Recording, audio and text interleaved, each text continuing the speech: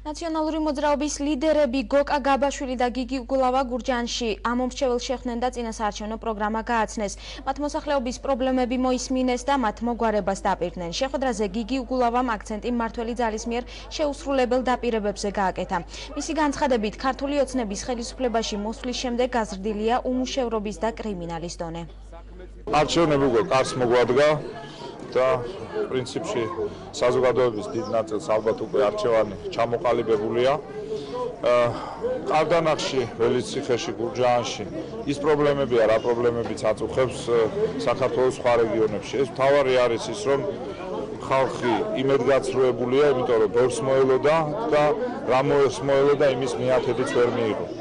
ხალხი იმედგაცრუებულია იმით, რომ ის 100 ქარხანა, რომელიც დაპირდა მას მთავრობა არ შესრულდა, პენსია 250 ლარი, რომელიც შეპირდა არ შესრულდა, უმუშევრობა იზრდება, სამწუხაროდ კრიმინალი იზრდება. ერთი სიტყვით რომ ვთქვათ, ყველაფერი რაც კარგი იყო, გაჩერდა და რაც ცუდი იყო, ის გაიფურჩნა. არა და ხალხს ჰქონდა აბსოლუტურად სხვა მოლოდინი. ხალხს ჰქონდა ის მოლოდინი, რომ რაც კარგი იყო, გაგრძელდებოდა და რაც ცუდი იყო, ის დამთავრდებოდა.